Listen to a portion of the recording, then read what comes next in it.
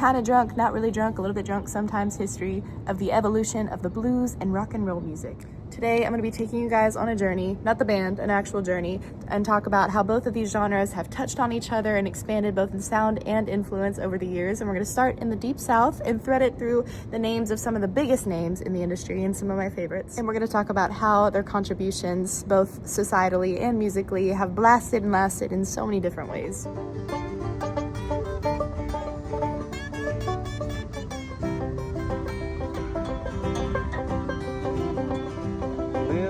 So for everybody at home, grab you a glass of neat whiskey or some corn liquor or a beer or something of your choice. I would be doing that, but I'm on campus right now. Don't want to get arrested. And we're going to talk about how even something as simple as a 4 or 5 stringed instrument has completely changed the world. The voiceover comes in now. Oh, sorry. Sorry, I didn't know you were... What you know about the banjo from the Mississippi Delta? Oh yeah, well, the banjo is kind of an interesting instrument because it originally is a West African instrument made from gourds that got brought over in the transatlantic slave trade. And then roughly around the early 1800s starts evolving into its modern form that we know today, where it's made of a snare drum, largely through plantations. And the tenor banjo is an interesting instrument because at a time around 1890 to 1920, this was the most popular instrument in America, far surpassing the guitar, primarily because it's really loud and you can play with any sort of brass instrument with this. So from all sorts of music, blues, jazz, and then the early R&B that would later go on to become rock and roll, tenor banjo is the driving heart of the music. However, once guitar gets electrified and electric guitar becomes popular, almost all the black musicians of the time dropped the tenor banjo like it was old trash because it had a lot of minstrelsy connections. It was kind of the image of a tenor banjo being played at a minstrel show at the time, which people were really eager to get away from. They dropped the minstrel cycle banjo. Yeah, exactly. But the tenor banjo, I think, is a really cool, unique instrument because it gives you a pretty unparalleled level of control at that volume that just does not exist in any other acoustic string instrument, save for maybe the fiddle. You can't really play chords. Play a C chord. I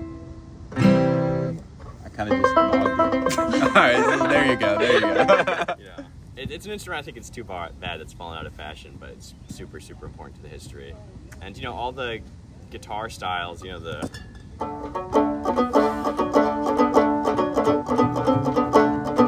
like that stuff that would go on to kind of become the rock and blues guitar picking starts with this, right? Starts with the tenor banjo.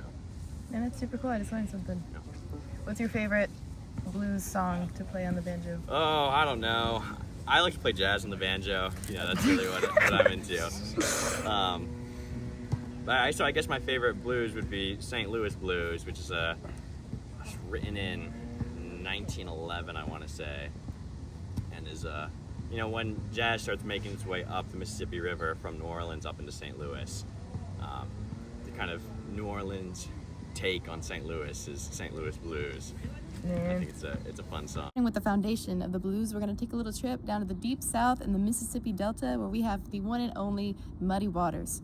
Very fitting name, might I add. But he was born in Mississippi, and I think that he's one of the biggest representations of the Delta blues traditions because he helped bring the rural blues into the modern era where it was later electrified.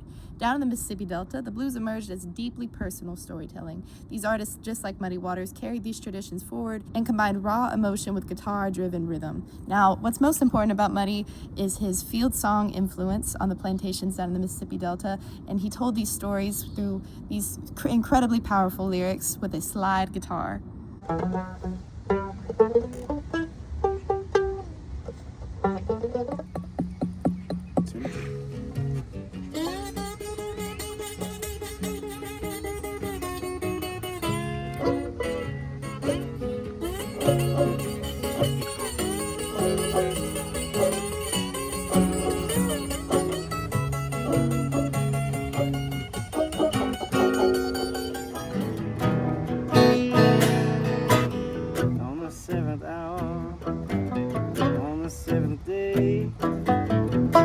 Doctor said,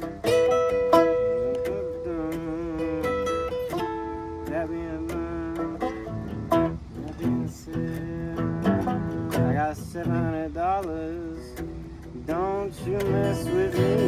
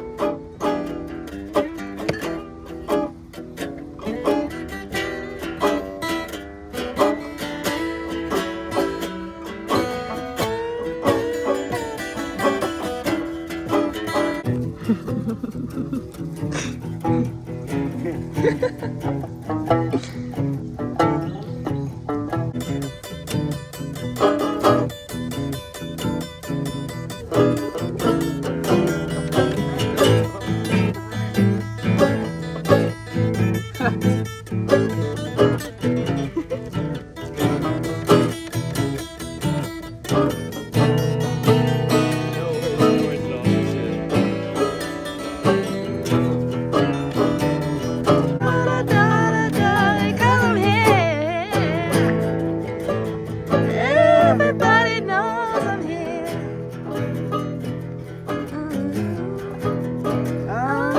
Hoochie coochie. Everybody knows I'm here.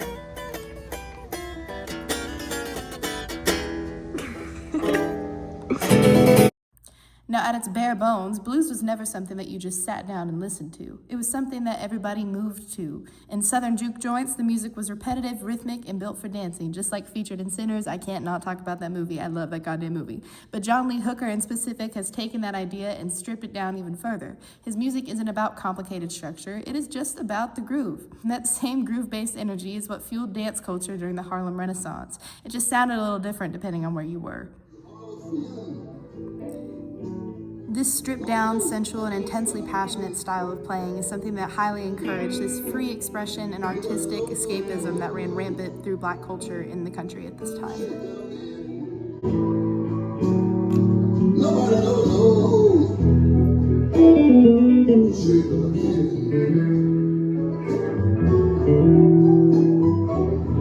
Now, as time passed and as the blues began to spread through cities like Chicago and New York, you have singers like Dinah Washington, originally born in Tuscaloosa, Alabama in 1924, but raised in Chicago, that blended blues emotion with more polished arrangements that helped shape the rhythm and blues style that would soon feed directly into rock and roll. This includes blues phrasing, jazz instrumentation. It continues on the emotional storytelling that was so prominent in the scene at this time, but her power and her vocal delivery is something that make her stand out. Miss Dinah heavily inspired later musicians like Aretha Franklin, who I will get into very soon.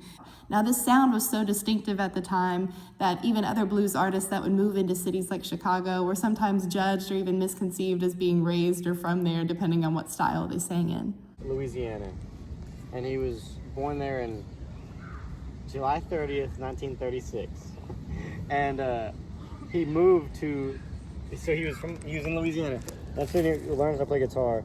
And then in 1957, when he was 21, in September, I think, he moved to Chicago because they were like, he was working at LSU, and they were like, it's cool, you get paid down here, like, you do whatever, but if you go up to Chicago, like, you can go do something up there and make more money and watch, like, Muddy Waters, Otis Rush, like, Little Richard, like, not only can you make more money, but you can go and see those guys, and that was, like, his idols. So he moved to Chicago when he was 21.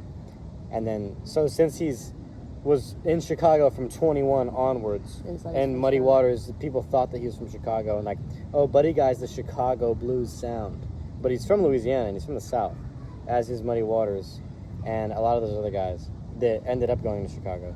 So, like B.B. King, you know, people don't think B.B. King's Chicago blues, but I believe he's from Memphis. I could be wrong on that, though. That could be great.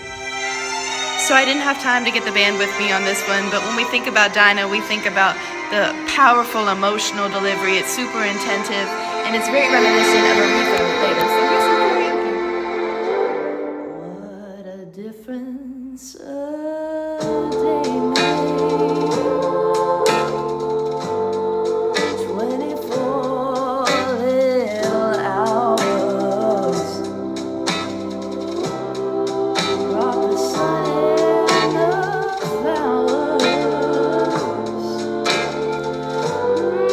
where there used to be rain. My yesterday was blue, dear. Today I'm a part of you, dear. Oh, my lonely nights are through, dear. Since you said you are mine, Lord, what a difference Someday makes there's a rainbow before me.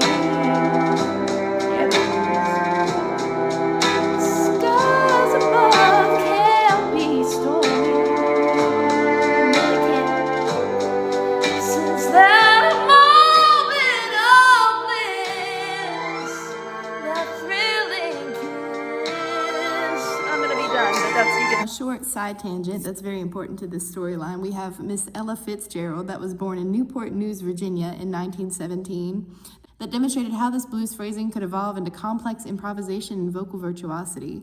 Her improvisation, scat singing, and blues influence inside of jazz shows how blues and jazz were constantly influencing each other and feeding into rock and roll at the time.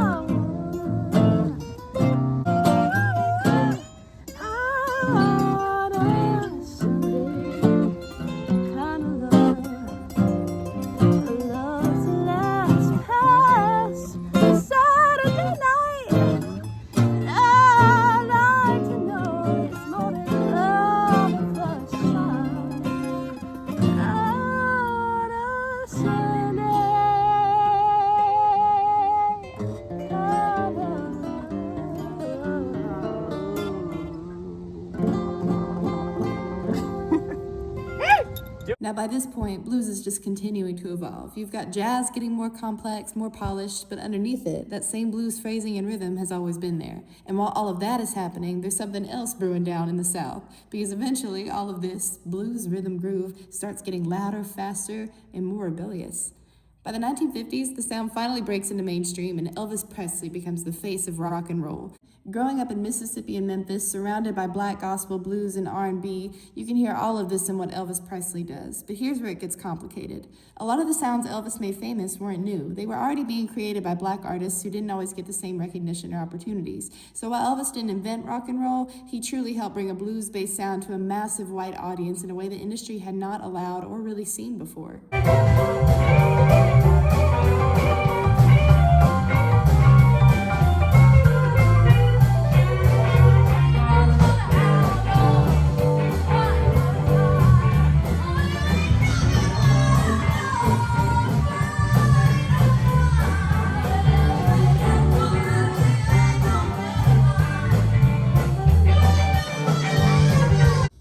So by the 50s, blues has exploded into rock and roll. It's now louder, it's faster, and it's everywhere. But people like Elvis Presley aren't the only people to take this blues sound and push it in more directions.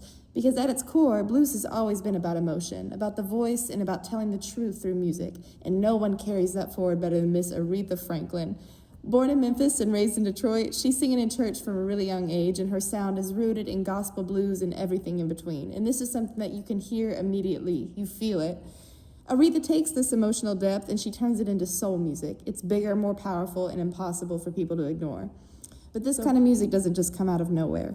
Blues, gospel, and soul, these are all rooted in the lived experiences of black communities in America, especially in the South, where segregation, discrimination, and inequality has shaped everyday life. Aretha Franklin grew up in this world, singing in church and surrounded by struggle and strength. So when she sings, it's history, it's resistance, and it's identity. Respect wasn't originally her song, but when she recorded it, she entirely transformed it. And what started as a song about a relationship became something bigger, about dignity, recognition, and being heard. So I've never tried playing this song on the piano before. This is gonna be a first take. Oh, with Aretha, you just gotta put your heart in it. Oh, what you want? Oh, baby, I've got it. Oh, what you need? Do you know I've got it? Oh, I'm asking. It's for bring it home. Hey, baby. Just a little bit ready. R-E-S-P-C-T. Find out what it means to me. R-E-S-P-C-T. Sit down and be with me.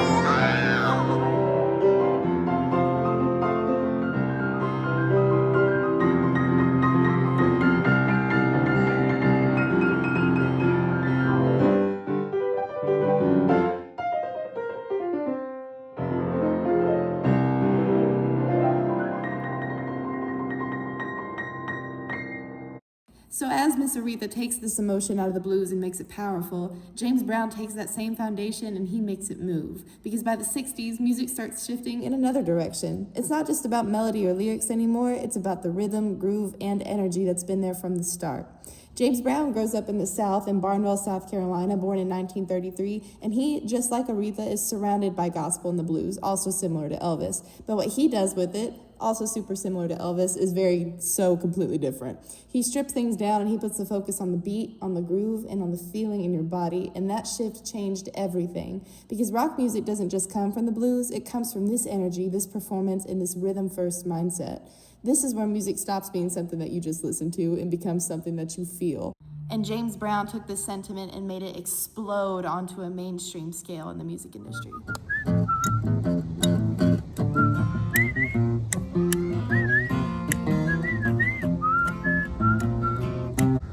I feel good.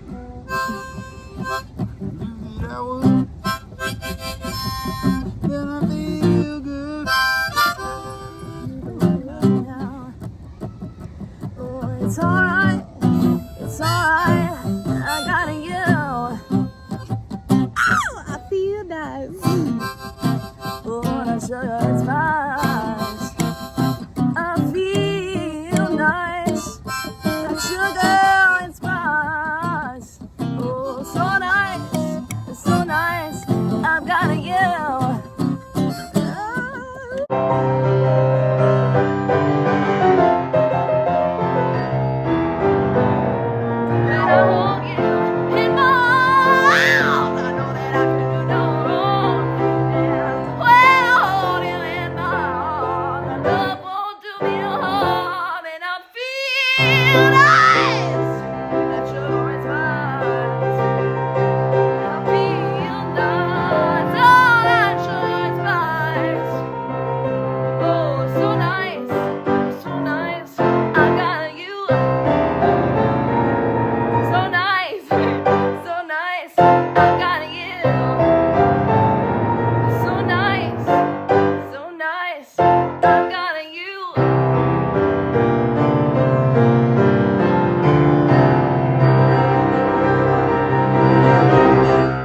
So by this point, music is all about the rhythm, groove, and the performance. But there's still one piece of the blues that hasn't fully taken over yet, and that's the guitar. We've gotten the banjo lesson from Kaif, and we've talked about people like Muddy Waters' slide guitar into John Lee Hooker's rhythm-driven guitar. But while James Brown continues to push rhythm forward in a way that no one has before, someone else is about to completely change what the guitar can do. And that's Jimi Hendrix. Born in Seattle, which technically isn't the South, his entire musical foundation was the blues. He's sitting there listening to artists like Muddy Waters, learning those same riffs and giving that same feeling, but then he takes it even further. Jimi Hendrix turns the guitar into something explosive, louder, distorted, and entirely experimental. He's not just playing blues anymore, but he's transforming it into what's known as modern rock. So even at its most wild, most psychedelic, rock and roll is still rooted in the blues. It just sounds a little bit different. This next and final performance is Red House, and underneath everything, it is still the blues. Well, I've been home to see my baby in 99 and what I did. Oh, but something's not right here. I said, wait a minute now.